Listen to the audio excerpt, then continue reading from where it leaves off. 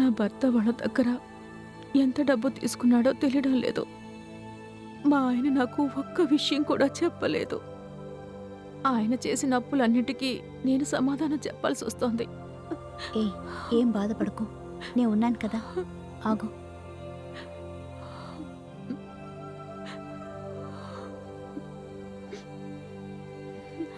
తీసుకో.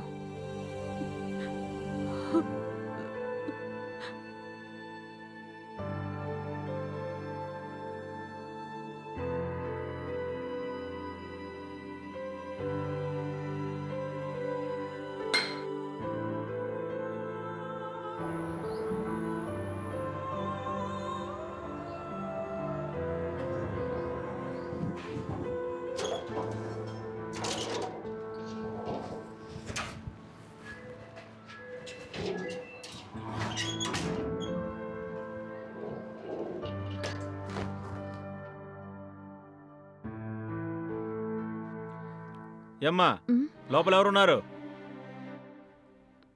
ఉషా, మళ్ళీ ఎవరు వచ్చారు? అతనే 70 లక్షలు ఇచ్చిన ఆయన వచ్చారు. సరే రా.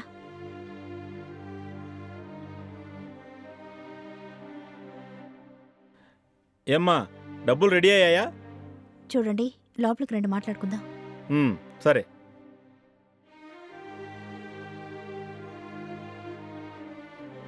కూర్చోండి సార్.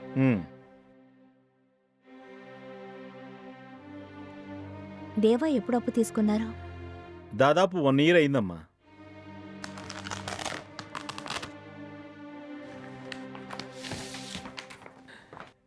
ఇదిగో అమ్మా, అప్పు తాలూకు డాక్యుమెంట్స్.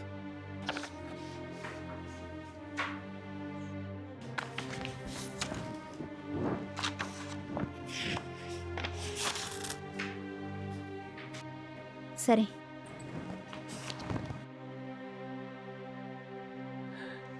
ఈ ఇంటి మీద అతను అప్పు తీసుకున్నాడు.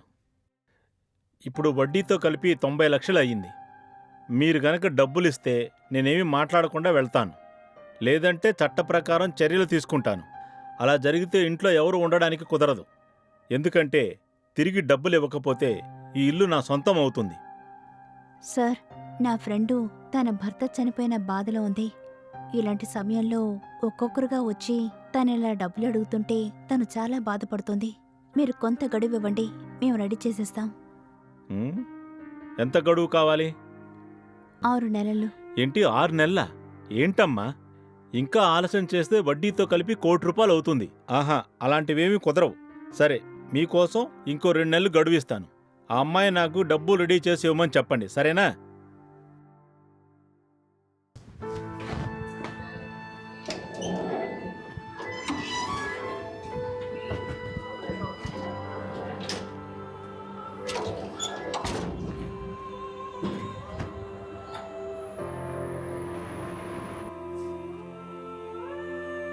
అయ్యో, మా ఆయన చనిపోయిన తర్వాత నేను ఇలాంటి ఇబ్బందుల్లో పడతానని అనుకోలేదు.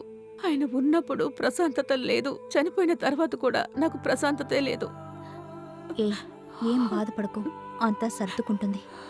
ప్రతి ఒక్క సమస్యకు పరిష్కారం అంటూ ఉంటుంది. నువ్వేం కంగారు పడకు.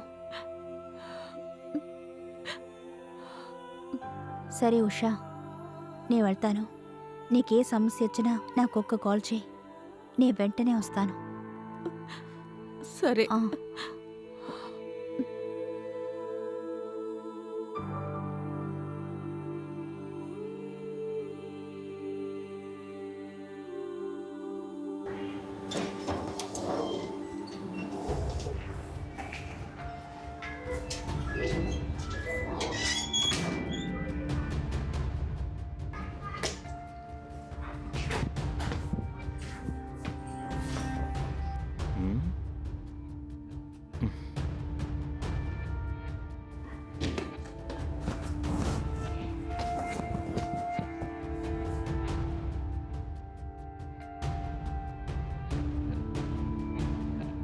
ఏమ్మా, నిన్నే.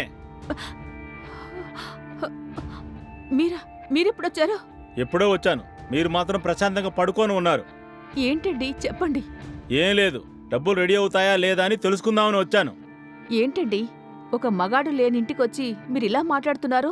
ఇది మంచి పద్ధతి కాదు. నేను మీకు ఎలాగైనా డబ్బులిస్తానని చెప్పాను కదా, మళ్ళీ ఇలా వచ్చి ఎందుకు అడుగుతున్నారు? నేనేదో మంచివాణ్ణి అనుకున్నావేమో. నా విశ్వరూపం నీకు సరిగ్గా తెలీదు.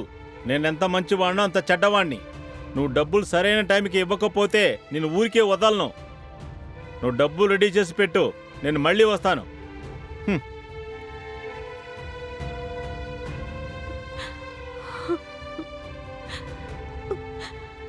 అయ్యో, ఒక ఇంట్లో మగాడు లేకపోతే ఇలా ఇబ్బంది పెడతారా?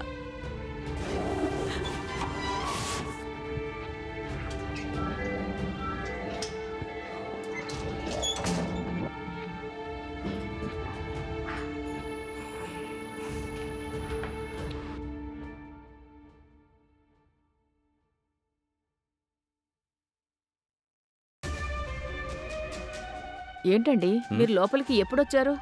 ఇందాకే వచ్చాను. బయట నుంచి మిమ్మల్ని పిలిచాను, కానీ మీరు రాలేదు. అందుకే లోపలికి వచ్చి కూర్చున్నాను. మరి డబ్బులు రెడీ అయ్యాయా? మీరు 1 నెల గడువిచ్చారు. 2 వారాలు మాత్రమే అయింది. ఇప్పుడొచ్చి డబ్బులు అడిగితే ఎలా చెప్పండి?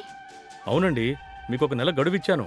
కానీ మీరది మర్చిపోకూడదు కదా, అందుకే గుర్తు చేసి వెళ్దామని వచ్చాను. సరే, డబ్బు ఎలాగో రెడీ చేస్తారు కదా. మీ డబ్బులు నేను ఎలాగైనా రెడీ చేసి ఇస్తానండి. సరే, మీరు ఇలా వచ్చి కూర్చోండి. నేను మీకు ఒక ఆలోచన చెప్తాను. దాన్ని మీరు అమలు చేస్తే నేను డబ్బులు కొద్ది కొద్దిగా తగ్గించుకుంటూ వస్తాను. ఏంటండి అది? నేను వచ్చినప్పుడల్లా మీరు నాతో చనువుగా ఉంటే మీరు ఇవ్వాల్సిన డబ్బులు నాకు ఇవ్వాల్సిన అవసరం లేదు. అది మాత్రమే కాదు, మీకు ఎప్పుడు ఎలాంటి సహాయం కావాలన్నా నేను చేసి పెడతాను. లేవండి, ముందు మీరు పైకి లేవండి. ఏంటండి, మీకు నేను ఒక ఆప్షన్ ఇస్తే మీరు నా మీద కోపడుతున్నారు? మీరు ఇలాంటి ఆలోచనతో నా ఇంట్లోకి రాకూడదు. ఒక మగాడు లేని ఇంట్లో మీరిలా మాట్లాడకూడదు. ముందు మీరు బయటికి వెళ్ళండి. ఇంకో 2 రోజుల్లో మీ డబ్బు మీ చేతికొస్తుంది. నా డబ్బులు నాకు తిరిగి ఇవ్వకపోతే అప్పుడు నీ సంగతి చూస్తాను.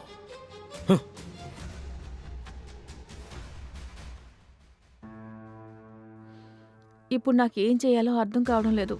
నాకు ఒక ఆలోచన వచ్చింది. నువ్వు సరే అంటే చెప్పు. ఏంటి? చెప్పవే. ఓకే అయితే అదే చేద్దాం. నేనెలాగైనా సరే ఈ అప్పుల వాళ్ళని ఇంటికి రాకుండా చెయ్యాలి, అంతే. ఈ ఇల్లు అమ్మకానికి ఉంచితే నీ ₹1,00,00,000 వస్తుంది. అప్పులు వాళ్ళకి ఆ డబ్బులిస్తే నీ సమస్య తీరుతుందనుకుంటున్నాను. ఏంటే, ఏం చెప్తున్నావు? ఈ ఇంటిని అమ్మేయాలా? అవునే, నీకు వేరే ఏ మార్గమూ లేదు. ఆ తర్వాత నువ్వు ప్రశాంతంగా ఉండొచ్చు. లేదంటే అప్పుల వాళ్ళొచ్చి నిన్ను ఇబ్బంది పెడుతూనే ఉంటారు. లేదంటే వాళ్ళకి ఆ డబ్బులు ఎలా ఇవ్వగలవో చెప్పు. నువ్వు చెప్పింది కూడా కరెక్టే. మరిప్పుడు ఏం చేద్దాం? ఈ ఇంటిని అమ్మకానికి పెడదామంటే అసలు నాకెవ్వరూ తెలీదు. అవునా, సరే. ఇక్కడికి అప్పులు ఇచ్చిన వాళ్ళు వస్తే ఒక్కసారికి వాళ్ళకి చెప్పి చూద్దాం. సరే. చూడండమ్మా, నేను మీకు ఇచ్చిన గడువు పూర్తయింది. ఇక మీదట గడువు ఇవ్వడం అంటే కుదరదు. మిమ్మల్ని చూస్తుంటే నాకు అర్థం అవుతోంది. అందుకని కొద్ది కొద్దిగా ఇవ్వండి. మీకు డబ్బులు ఇవ్వాలి అంటే ఈ ఇంటిని అమ్మడానికి పెట్టాలనుకుంటున్నాం. అవునా? అలా అయితే నాకే ఇంటిని అమ్మండి. నేనే ఒక మంచి రేటుకి తీసుకుంటాను. సరే, ఈ ఇంటిని ఎంతకు తీసుకుంటారు? ఇప్పుడున్న మార్కెట్ రేటు ప్రకారం అయితే ఈ ఇంటిని ₹1,20,00,000 దాకా తీసుకోవచ్చు.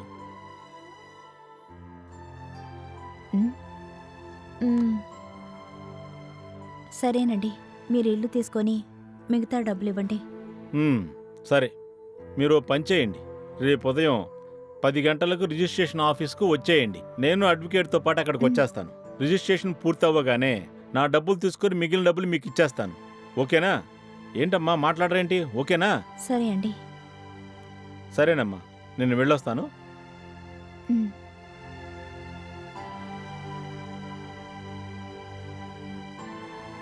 మేమిద్దరం చాలా కష్టపడి ఈ ఇంటిని కొన్నాం. కానీ ఇలాంటి పరిస్థితి వస్తుందని నేను అనుకోలేదు. మరి ఏం చేస్తాం? ఈ అప్పుల వాళ్ళతో మనం యుద్ధం చేయడం కుదరదు. ఈ అప్పుల వాళ్ళకి అప్పులు తిరిగిచ్చిన తర్వాత ఒక చిన్న ఇల్లు అద్దెకి తీసుకునైనా ప్రశాంతంగా ఉండొచ్చు. అవును, నిజమే.